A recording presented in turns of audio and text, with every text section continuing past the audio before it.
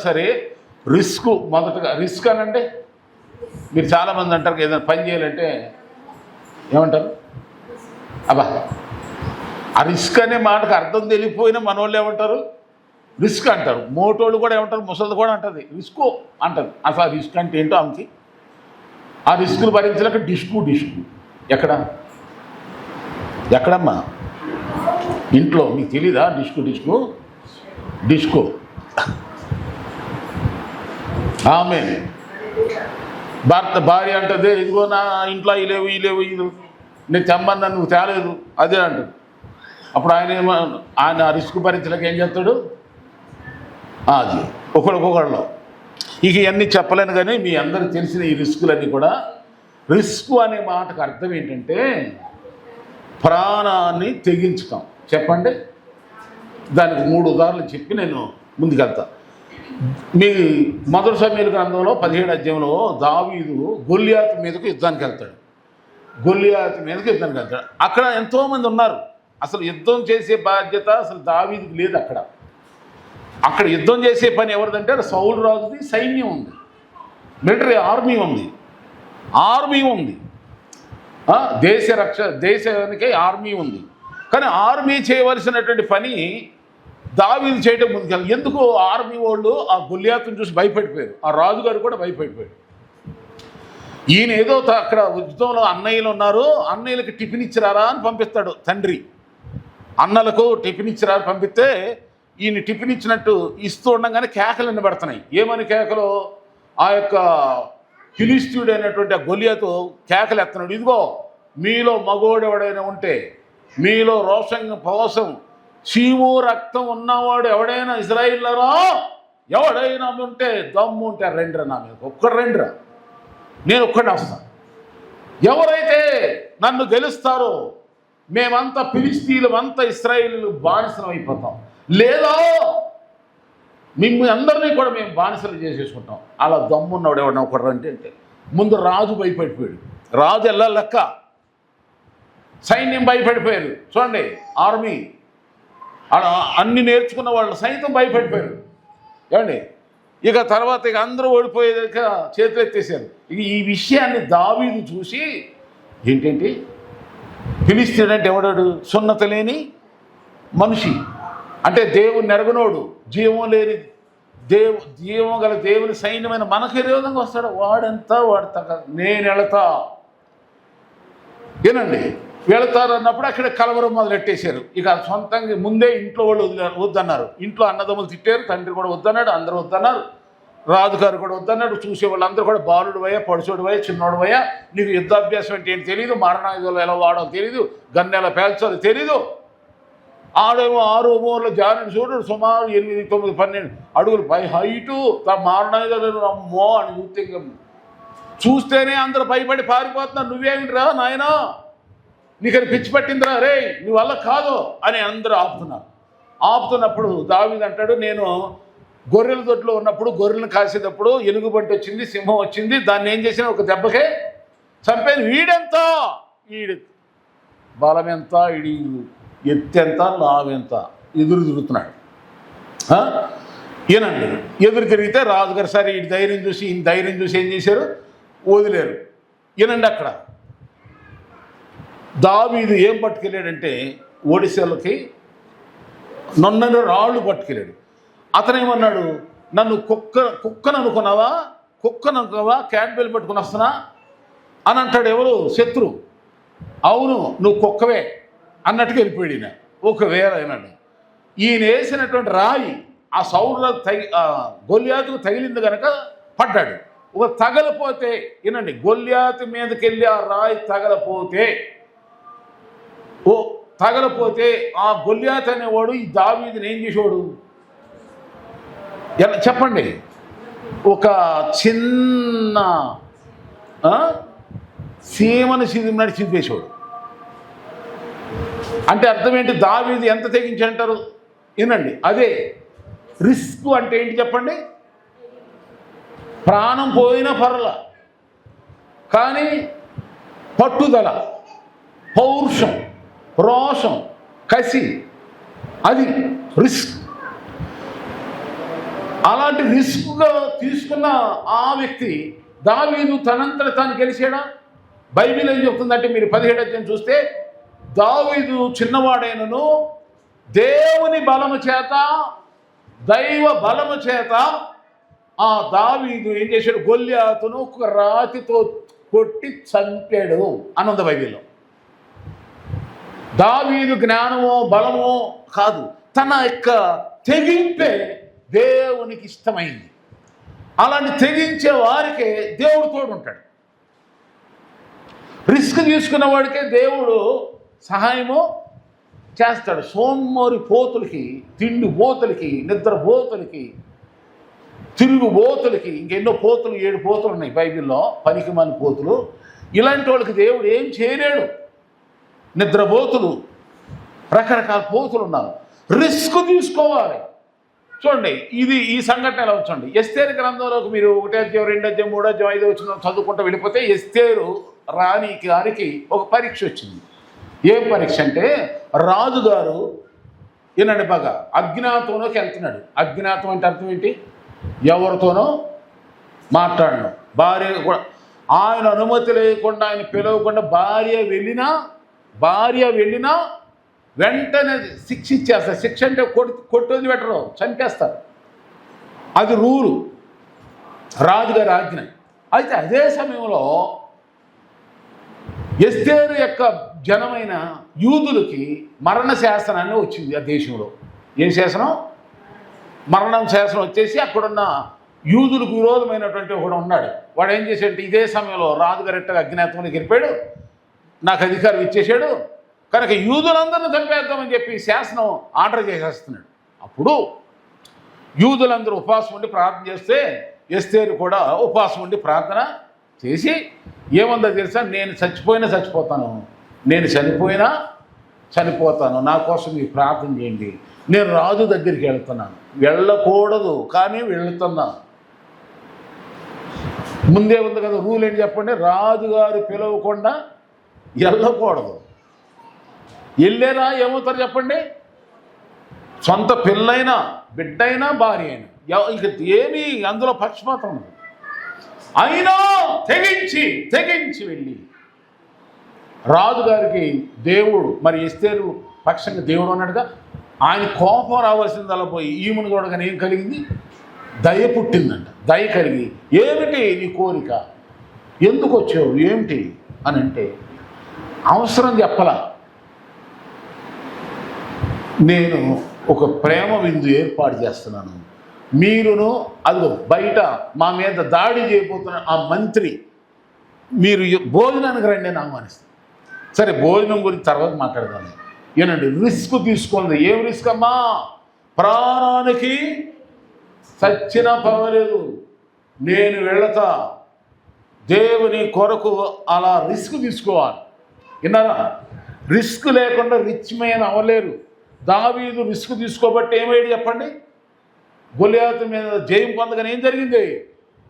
అప్పటి వరకు గొర్రెల దొడ్లో ఉన్నాడు, ఇప్పుడు ఏమయ్యాడు? ప్లేట్ ఇలా మారిపోయింది. అప్పుడు ఒక కాయిన్ ఇలా ఉంటే ఇలా తిప్పేసినట్టు అయిపోయింది. లైఫ్ ఏమైపోయింది? లైఫ్ ఎంతసేపు పట్టింది చెప్పండి? ఒక్క రోజులో లేదా ఒక గంటలో జీవితం తలకిందులో అయిపోయింది. చాలామంది అనుకుంటారు ఈ గరీబుతనం వద్దు, ఈ చాలించిన జీతాలు వద్దు, ఈ చాలించిన బ్రతుకులు వద్దు, నాకు ధనవంతుడు అవ్వాలి, బలవంతుడు అవ్వాలి, జయోత్సవంతో, విజయోత్సవంతో, సంతోషకరంగా, ఆనందోత్సవంతో, ఎల్లవేళలా కూడా ఏ కొదువ లేకుండా, లేమి లేకుండా, హ్యాపీగా, జాయ్ఫుల్గా నేను నా బ్రతుకు జీవించాలి అని అనుకుంటాను. కానీ ఆశీర్వదించే దేవుని కోసం ఏం చేయలేకపోతున్నాం మనం? రిస్కో ఉపవాసం ఉండలేదు. తెగించి ఏమైనా సరే చీకటమని, కరెంట్లని, కుక్కలని, నక్కలని, ఎవరికి తోడు లేపని వెళతా. వాళ్ళు రారు, వీళ్ళు రారు. అక్కడ యుద్ధానికి సిద్ధపడి ఎంతోమంది ఉన్నారు. రాజు సైతం చేతులు ముడుచుకుని ఉన్నాడు. నాకెందుకు అనుకుంటే దావీదు ఆ మూలనే ఉండేవాడు, దొడ్లోనే ఉండేవాడు. అన్నదమ్ములు కూడా వద్దన్నారు. రాజుగారు సైతం చేతులు ఉంచాడు. అలాగే మనకంటే పెద్దోళ్ళు, ఆత్మ సంబంధంగా చూసుకుంటే విశ్వాసమైన వాళ్ళు, వీళ్ళు ఆ చెత్తనంతా తీసి బుట్టలో పాడేయాలి. ఎవరిని చూడకూడదు మనం అసలు భక్తులు, పనికి మంది మనుషులు చూడకూడదు. సాగని ఊరాలంటోడు అస్సలు దేవుడు చూడమన్నాడండి మనల్ని, తప్పది. ఎవరిని చూసి మనం పాడవకూడదు, ప్రభువుని చూడాలి. ఎందుకంటే ఆయనే ఒకరిని హెచ్చించును, చెప్పండి, ఆయనే ఒకరిని తూర్పు నుండి అయినా పడమటి నుండి అయినా నేర్చుకోగలదు ఆయనే. మరి హెచ్చించే దేవుని దగ్గర తెగింపు ఎందుకు, రిస్క్ ఎందుకు తీసుకోవో? శత్రువైన సాతాను ఎందుకు చంపవో? దేవునికి విరోధమైనటువంటి కార్యాలను, దేవునికి విరోధమైన పనులు, సావాసాలు, స్నేహాలు, అలవాట్లు ఎందుకు చంపవో?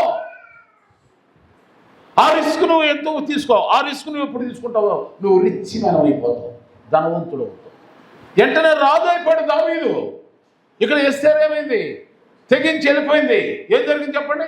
రాజుగారు కోపడ దయపుట్టి ఇలాగ దేవుడు చేశాడు. వెంటనే రాజుగారు ఏం చేశాడు తెలుసా? యూదులందరి మీద ఉన్న మరణ శాసనాన్ని కొట్టేయించి ఎవడైతే యూదులు నాశనం చేయాలనుకుంటున్నాడో వాడినే ఊరి దించేశాడు తలకిందులు.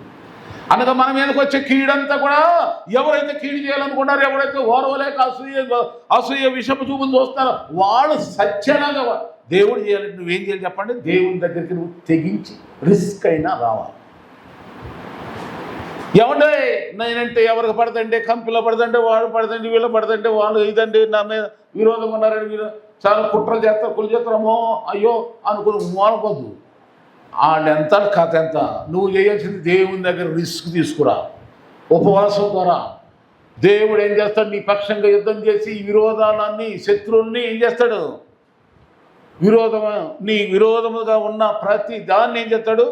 నాశనం చేస్తాడు. దేవుడు మన పక్షమునగా మనకు విరోధి ఎవడో? రిస్క్ లేకపోతే అమ్మా, భక్తి అంటే, క్రైస్తవ భక్తి అంటే ఏదో సోమరతనంగా ఉంటాం కాదు.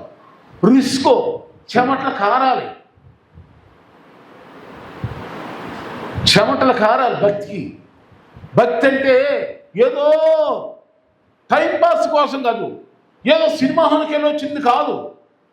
భక్తి అంటేనే రిస్క్తో తీసుకో, రిస్క్. అది ప్రాణాన్ని తెగించు దేవుని విషయంలో. ఇక మూడో విషయం చెప్తానేనండి. కానాను దేశానికి వెళ్ళమన్నారు. ఎవరిని? ఇశ్రాయేలుని. ఏమన్నారు? దేవుడు ఏమన్నాడు? నేను కానాను దేశం ఇస్తాను. సరే, ఆ కానాను దేశం అంట ఇన్ని లక్షల మంది ఒకేసారి వెళ్ళలేక అసలు ఆ దేశం ఎలా ఉందో చూసిరామని 10 మందిని పంపిస్తారు. 10 మంది వెళ్ళి చూసొచ్చి 8 మంది ఏం చెప్తారంటే, అమ్మో ఆ దేశంలోనంట నెపీలీలు ఉన్నారంట. ఎవరండు అనండి, అందరు చెప్పండి నోటితో. నెపీలీలు అనండి. నేపాలోళ్ళు కాదు, నెపీలీలు అనండి.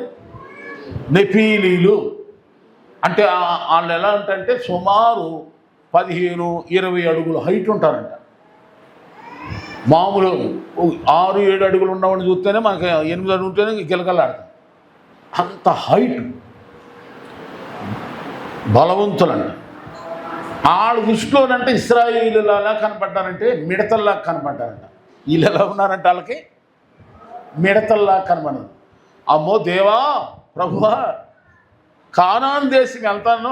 ఆ దేశం ఎలాంటిదంట? పాలు తేనెలు ప్రవహించే దేశం అంట. అంటే పాలు నువ్వు పిండక్కర్లా, నీళ్ళలాగా ప్రవహిస్తుంటే నువ్వు గిన్నెలు పట్టుకోవటమే, తాగినంత తాగటం, దాచుకోవటమే. తేనె కూడా వెళ్ళి కొనగసలా. రాత్రి ఏదో మంచి తేనె అంట, ఒరిజినల్ తేనె, 1/2 కిలో 400 మాత్రమే అన్నాడు ఒక బ్రదరు. తీసేసుకున్నాను. ఆమెన్. ఒరిజినల్గా ఉంటా, ఒరిజినల్ వెళ్తాను నాకు తీసుకొచ్చిమ్మన్నాడు. ఆమెన్.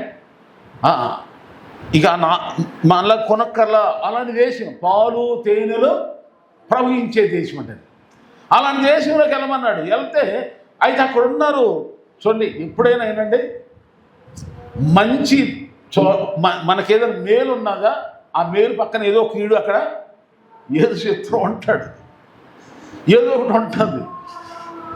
అన్నీ అనుకూలంగా ఉండవు, కొన్ని అన్నీ ఉండవు. ఆమెన్.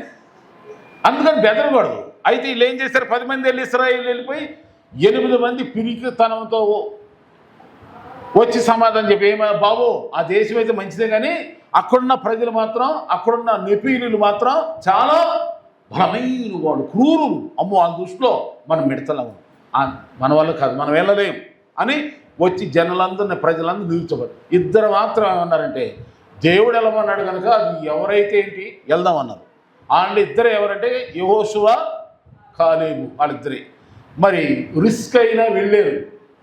నేటికి వాళ్ళ పేర్లు మారుమోగుతున్నాయి. దేవుడిచ్చిన వాగ్దాన దేశాన్ని పొందుకున్నారు. అదే ఇజ్రాయేల్ దేశం. దేవుని స్తోత్రం. ఆమేన్. రిస్క్ లేకుండా మీకు తెలుసు ఇప్పుడున్న కాలంలో ఆ దేశం మీదకి ఎన్ని యుద్ధాలు అయినవి మీకు తెలుసు. ఆయన ఎక్కడ ఓడిపోకుండా వాళ్ళు ఎలా గెలుస్తున్నారు కూడా అందరికీ తెలుసు, ప్రపంచానికి తెలుసు. రిస్క్ లేకుండా రిచ్గా ఉండలేము. అమ్మా రిస్క్ లేకుండా బాప్తిజం పొందాలంటే రిస్క్. ఆడేమంటాడు, ఈవిడేమంటాడు, నీ ప్రాణాధారం, నీ జీవనాధారం, నీ రక్షణాధారం దేవుడు. బాప్తిజం గురించి దేవుని దగ్గర రావడానికి, దేవుని ఆరాధించడానికి ఎందుకు నువ్వు ఇలా బాధపడుతున్నావు? దేవుని కోసం ఏమన్నా రిస్క్ తీసుకున్నారా? ప్రశ్నించుకోండి. యేసుక్రీస్తు ప్రభువు మన కోసం ఎంత రిస్క్ తీసుకున్నాడు చెప్పండి. ఇక వర్ణించలేము ఎంత రిస్క్. మీరు కరుణామయుడు సినిమా చూసినప్పుడు, తర్వాత ఈ మధ్య ఏదో ఇంకోటి వచ్చింది ఇంగ్లీష్లో, అదేంటి ప్యాషన్ ఆఫ్ క్రైస్ట్, అది చూస్తుంటేనే అందరూ ఏడ్చేస్తారు. అంత రిస్క్ తీసుకున్నాడు ఆయన. తీసుకున్న రిస్కులో నువ్వు ఏమి రిస్క్ తీసుకున్నావు? నువ్వు ప్రశ్నించుకో. రిస్క్ లేకుండా ఆ ఆశీర్వాదం. ఎందుకంటే మన యేసయ్య మనకి ఏదో మాయలు మంత్రాలు నేర్పలా. ఏనండి, నీ రిస్క్ తీసుకోవాలని ఆయన మాదిరి చూపించాడు. ఎలాంటి రిస్క్ తీసుకున్నాడు? ప్రాణమును మన కోసం దారబోసినంత రిస్క్. నీ ప్రాణాన్ని తీసుకోడు ఆయన, కానీ ప్రాణం పోయేంతగా, ప్రాణం ఇచ్చేటంతగా నీవు ఆయన కోసం రిస్క్ తీసుకున్నావా? నీవు అదిగో ఆ ఇశ్రాయేలీయులు ఏం చేశారు? వాగ్దాన దేశాన్ని స్వతంత్రించుకున్నారు. నీవు మంచి స్థలాన్ని, మంచి గృహాన్ని, అద్భుతమైనటువంటి హౌస్ని దేవుడు నీకు దయచేయునుగాక. రిస్క్ తీసుకో. అలాగే దేవుడు నీకు శత్రువులు మిత్రులైపోయి విరోధాలన్నీ అణిచివేయబడాలంటే ఎస్తేరులాగా రిస్క్ తీసుకో. అలాగే దావీదులాగా ఒక రిస్క్ తీసుకో. రాజులాగా రాణిలాగా బతుకుతావు. ఆమేన్. యేసయ్య కూడా మరణించడానికి రిస్క్ తీసుకున్నాడు, చనిపోయాడు, తిరిగి లేచాడు. ఇప్పుడేమయ్యాడు ఆయన? మహాగణుడిగా, మహోన్నతుడిగా, దేవాది దేవుడిగా, రాజులు రాజుగా పరలోకమందు మన కోసం రాజ్యాన్ని సిద్ధపరుస్తున్నాడు. ఆయన త్వరగా రాబోతున్నాడు. ఆయన ఎవరైతే ఆయన కోసం ఇలా వైరాగ్యంగా రిస్క్ తీసుకుని జీవిస్తారో అలాంటి వాళ్ళందరినీ తనతో పాటు ఆయన రాజ్యం తీసుకెళ్ళవాలి.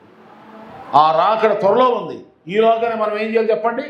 రిస్కులు తీసుకుని దేవుని విషయంలో ఆయన మన కొరకు దాచించిన దీవులని దోసేయండి, పొందుకోండి.